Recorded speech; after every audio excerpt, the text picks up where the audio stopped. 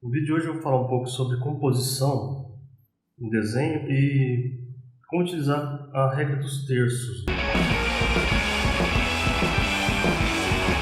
Então, o que é essa regra dos terços, né? É uma forma que a gente faz uma grade imaginária. A gente divide a folha em 9 partes iguais. E isso é muito usado também na fotografia, no cinema, nas histórias em quadrinhos, né? E por que eu faço isso então, né? Isso aqui então seria o equivalente, esse requadro todo, o equivalente da minha folha. E eu faço isso para poder organizar, né, os elementos que eu vou colocar no desenho de uma forma mais harmônica, né? Então, a gente faz desenhos, tem que pensar no espaço, né? Você tem uma delimitação que é o final da folha, né? Ou o final da tela, né? Depende do suporte que você vai usar. E então, para as coisas não ficarem jogadas, né, flutuando ou pesar muito para um canto ou para o outro, tem que saber, composição. Hoje eu vou falar só da regra dos terços, mas também tem a forma Fibonacci, né, que é a proporção áurea, que é um pouquinho diferente, mas esse eu vou deixar para outro vídeo, senão fica muito longo aqui. E aí, então, feito esse esboço, né, com esses requadros que formam na folha, a gente vai ter aqui 4 interseções. Aqui são pontos que chamam muito a atenção no desenho. Então, qualquer coisa que você colocar aproximar desses pontos, você vai chamar bastante atenção de quem está observando, né? Então é interessante se você quer criar uma paisagem, né, ou um quadro mesmo, natureza morta, um retrato, utilizar esses pontos, né? Também a gente pode utilizar essas linhas, né, que tem aqui duas que são horizontais e essas duas que são verticais. Então, se conseguindo trabalhar alguma dessas linhas e os pontos, melhor ainda, né? Mas assim, para colocar os objetos também eu não posso carregar toda a imagem, não posso colocar nos 4 pontos, né, que aí pesa muito também. Então, o que seria ideal? Colocar em diagonal. Então, se eu coloco aqui uma figura, um elemento, seria interessante colocar outro aqui, não aqui alinhado, né? Então, vou fazer um exemplo aqui. Vou fazer mais um aqui. Também assim, não precisa necessariamente seguir exatamente, né, essas linhas, né? Não precisa ser retinho, né? Os pontos também, você não precisa colocar exatamente no ponto. Se você colocar próximo, né, já você consegue harmonizar. Então o que eu vou fazer, imaginar que aqui eu vou construir uma paisagem. O horizonte, né, eu vou pegar essa linha aqui, né, construir ela. Aqui seria aqui pode ser que é o mar. Aqui está o nível do mar.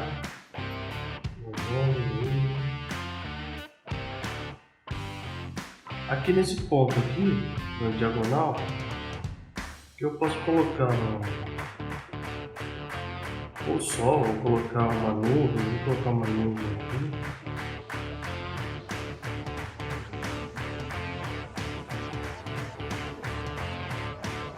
Esse aqui eu vou deixar ele livre, tá? Agora aqui eu posso fazer então o que eu falei aqui do equilíbrio em diagonal, né? Então se eu tenho uma nuvem aqui, eu posso colocar algum elemento aqui. Então se eu quiser colocar aqui um barco, alguma coisa do tipo, né? E nesse ponto, então fica bem harmônico. Então é interessante, né, pensar dessa forma. Você cria no desenho um ritmo, né? Então quando a pessoa olha, ela não vai ficar presa aquela única forma, né, que tá ali no cantinho só e não vai ver o resto. Então aqui ele dá o olhar, ele vai entrando, né, no desenho. Então fica muito mais interessante o trabalho, né? E também se eu quiser fazer, por exemplo, na vertical,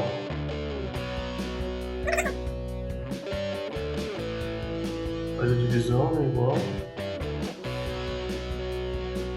Aqui estão os pontos de interseção. E aí o que eu vou fazer? Eu vou escolher dois, então, para colocar um objeto que é um pouco maior. Pode ser uma garrafa, se fosse uma natureza morta, né? Poderia ser uma garrafa. Vou usar essa linha aqui como se fosse o horizonte, uma mesa, né? Que vão estar esses objetos. Nesse ponto aqui de baixo, eu coloco aqui uma laranja, uma maçã. Então aqui está uma composição harmônica.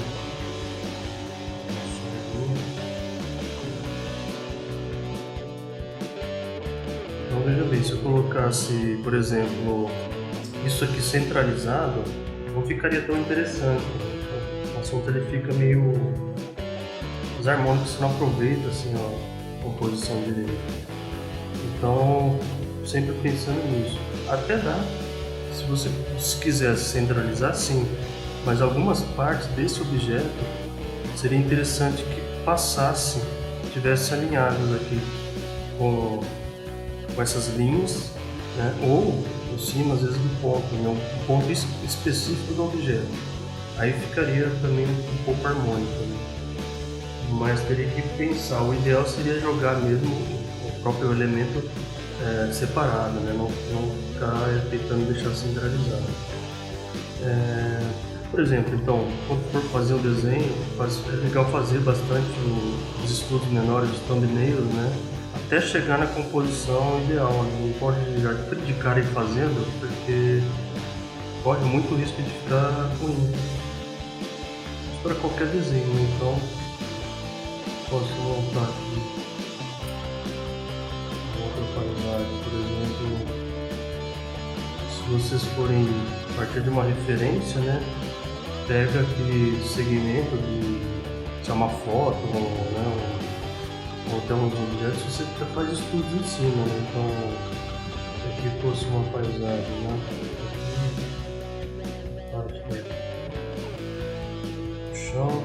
Aqui nesses dois eu posso colocar a árvore. Lá no fundo também, né? Se passar alguma montanha, você pode tentar deixar alinhado assim com a linha de cima, né? De baixo eu deixei aqui um horizonte mais claro com a linha de cima. Pode até ter aqui alguns objetos, mas esses teriam que ser mais claros, né? Não pode ser tão pesado, né? Como aqui que está no primeiro plano, né? Então, sim, simplificando, né? Colocando coisas que não são figurativas, um pouco mais abstratas, né? Formas mais geométricas. Então, aqui estão as áreas, né? Os pontos de interseção. Eu posso criar aqui, então, deixa eu colocar um retângulo nessa parte. E aqui, em vez de colocar outro, né, vou colocar um menor aqui. Dá a sensação de que está mais ao fundo, né, ou pode ser um objeto menor mesmo. Vou visualizar aqui melhor. É muito mais interessante, né, do que ficar dois objetos iguais, né? Agora tem uma coisa também, dá para fazer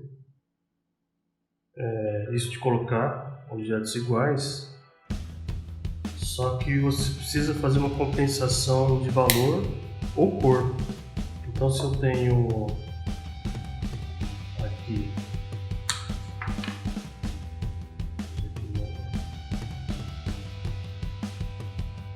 Eu coloco então aqui, vou colocar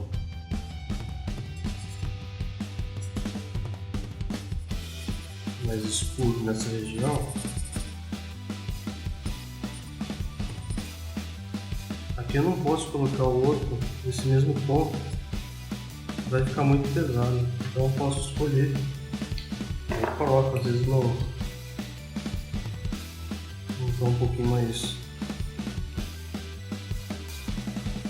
claro, e aí não tem problema. Se for mais escura, puxa mais pro ponto, né? Então o ponto dele já é suficiente. Se eu fizer, se fosse um vermelhinho, aí tudo bem, então tranquilo. Agora se eu fizer tom, que eu estava falando de dois iguais, né?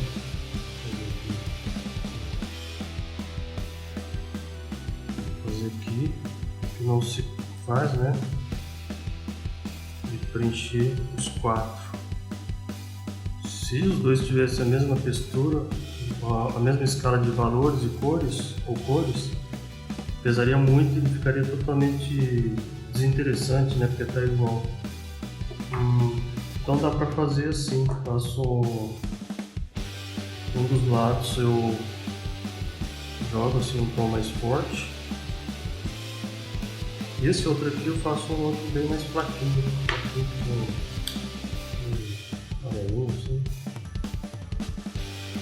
E aí tudo bem, consegue, né, equilibrar.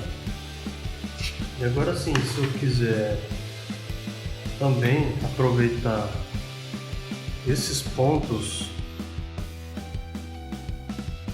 de intersecção com a perspectiva, também é possível, né? Então se eu colocar, fazer aqui um horizonte, mais ou menos aqui mesmo. Nesses dois pontos eu coloco aqui uma pessoa.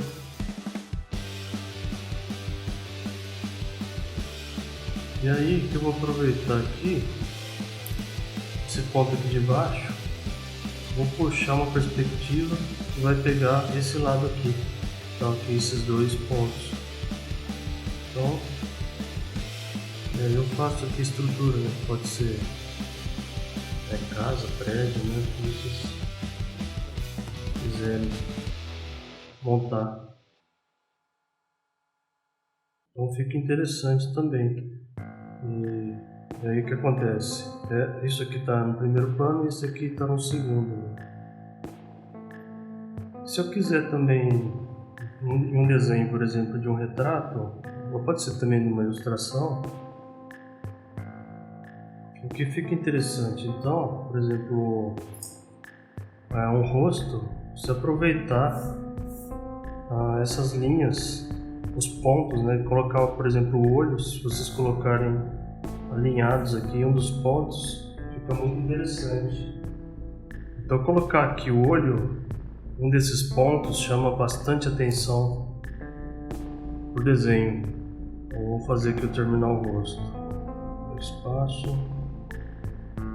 Vocês podem fazer também um processo inverso, fazer o rosto primeiro e tentar depois encaixar o formato, fazer as linhas por cima e ver onde está o alinhamento, né?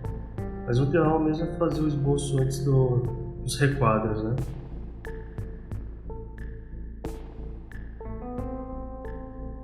Eu vou estar ocupando esses dois pontos, só que um dos pontos está exatamente no olho, então fica bem mais interessante assim. Esse espaço aqui pode deixar ele mais, se quiser deixar ele vazio ou só com figuras mais claras, né, ou algo do cenário, né, uma coisa que não vá chamar muita atenção, é o ideal, né, porque o primeiro plano está aqui, aqui dá para deixar uma coisa bem mais com cores mais fracas, né, quando se faz ilustração você deixa meio desfocado o fundo, né, sempre tem isso, né. Então, assim, é importante, né, quando vai construir o desenho, além da técnica, né, que você vai usar, você fazer isso, né, compor dentro do formato que você tem aí. E se for quadrado, né? Se for quadrado, você pode também fazer essa divisão, ou pode usar centralizado, né? Também não tem problema. O ideal é tentar encaixar, né? No quadrado também, fazer uma coisa de planos, né? Um primeiro plano, um segundo. Se for um retrato, aí no quadrado você pode deixar centralizado, também não tem problema. E aí eu separei, queria mostrar aqui para vocês também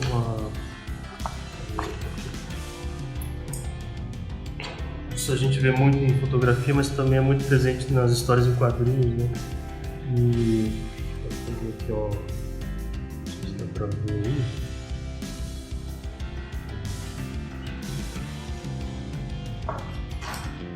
Isso aqui é um quadrinho do Alan Moore, do Scott Campbell, o Ed Campbell. Esse é o do Inferno.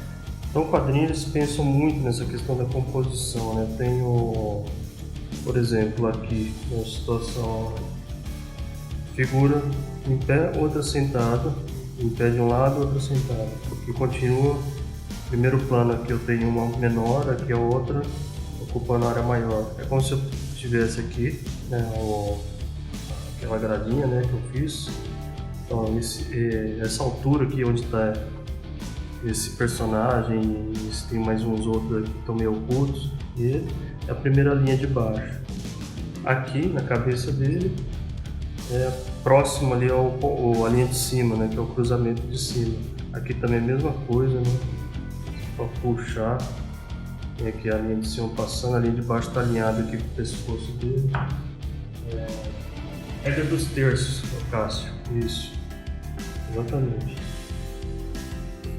E aqui, né, no caso dessa situação aqui, fica bem visível, né, que ele usa a mesa aqui como um alinhamento de baixo, né, e aqui ocupa, né, os dois pontos que está mais escuro, está mais carregado. Aqui, para não pesar, eu não fiz outro escuro, né, fiz umas figuras lá no fundo, quase não aparecendo. Então é sempre assim, né, ou você pesa um dos planos, pesa mais, e o outro você compensa, né, com um tom mais claro, ou inverte, né, faz uma figura do primeiro plano aqui, a outra é um pouco mais clara, menor, né, e a outra aqui um pouquinho maior.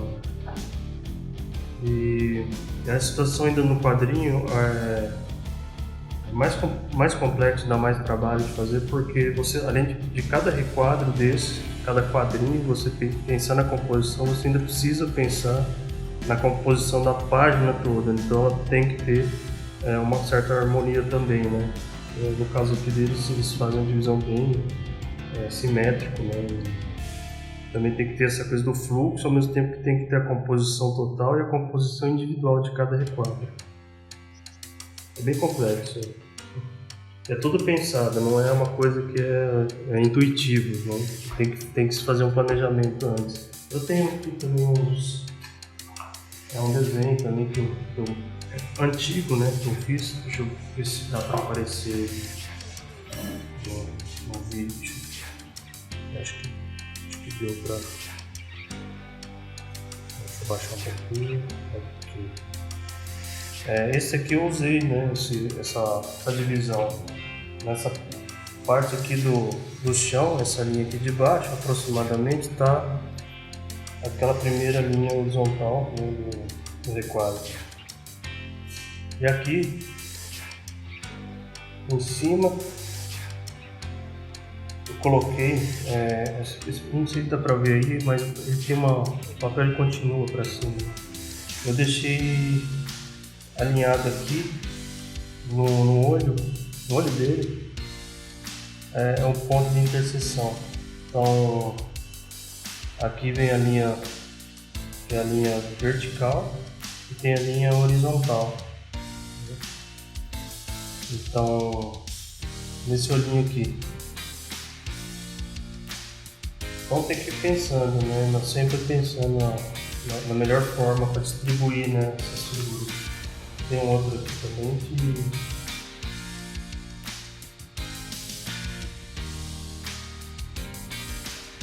faz um pouco de diferença, sim, Cássio. se você fizer, o que eu estava falando antes aqui, né? Se você fizer alguns testes antes de composição, a mesma imagem, você faz um experimento com ela. Faz uns estudos pequenininhos, né? Uns thumbnails, né? E, por exemplo, isso que eu fiz aqui faz um thumbnail, né? São estudos pequenininhos. Se você coloca vários, vai fazendo vários, sempre vai ter um ou outro que vai ficar melhor, vai ficar mais interessante, porque vai fazer com que você enxergue os planos, né? O observador é legal, que ele entre dentro do desenho. Se fica só uma figura ali chapada, não tem uma preocupação com o plano de fundo, ou o elemento que você joga é do mesmo tamanho, perde um pouco a essência, assim, essa coisa do ritmo, né, no desenho. Agora, se é uma situação de logotipo, né, uma coisa assim nesse sentido, aí funciona diferente. Às vezes não tem os planos, mas os alinhamentos você acaba fazendo, por exemplo, uma parte do logo que passa ali, se te deixa alinhado e tal. As fontes, né, às vezes tem que deixar um alinhamento ali do regra dos terços. Fica melhor, fica mais agradável, né? E estou batendo um reflexo aqui, deixa eu levantar. Esse aqui, acho que melhorou um pouco.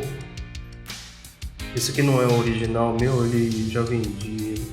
É uma cópia que tá brilhando aqui. É assim. Então, tem a divisão aqui, né? A parte aqui da mão é aproximadamente a linha de baixo que eu fiz, né? E aqui fiz também a vertical, ela passa aqui do lado dessa janelinha que eu fiz aqui. Ela vem assim. E aí eu fiz, como era um fundo muito escuro, eu dei uma equilibrada e eu coloquei um branco chapado. Então você pode fazer isso também, né? Então com a escala tonal e os valores, né? E também colocar os alinhamentos, então pode misturar as duas coisas ao mesmo tempo. E faz isso, então tem que fazer, experimentem fazer alguns testes, peguem uma imagem, às vezes uma coisa mais simples, até uma paisagem, né? E tenta fazer vários estudos pequenos. E no final vocês comparam, né? Dá uma diferença. História em quadrinhos vocês vão ver muito, né? Isso é muito visível. E o cinema também. O cinema trabalha com requadro da visão, né? A tela, né? Então tem que ter essa preocupação, né? Dos alinhamentos, né? Quando o personagem está no primeiro plano, né? Você tem que destacar. Aí ele coloca ele nesses pontos, né, que são os pontos aí os pontos áureos, né? E aí o restante deixa livre. Então, quando o personagem tem que chamar atenção, é um personagem na cena que vai marcar, eles colocam sempre em cima desses pontos ou nesses alinhamentos, né? Mas o interessante é colocar em cima do ponto. É igual se colocar esse olho que eu falei aqui da menina. Dá uma sensação de que ela está meio olhando para você, mas ao mesmo tempo não, né? Se eu não me engano, acho que a Mona Lisa tem uma parte lá do olhar dela que tem isso aqui. Só que não exatamente dos regras dos terços, mas a proporção áurea mesmo, da Fibonacci. Proporção Fibonacci, sequência Fibonacci. Oi, pintaria a Karen. Tem bastante gente. Então, basicamente é isso então, pessoal. Mais pra frente eu faço outra live explicando um pouquinho sobre a sequência de Fibonacci. Fibonacci também é parecido, né, com isso, só que tem uma proporção um pouco diferente, pouca coisa diferente. É também uma constante matemática. Bom, é isso então. Muito obrigado. Se alguém tiver uma dúvida, quiser depois perguntar, pode deixar aí embaixo que eu vou respondendo. Valeu? Obrigado, hein?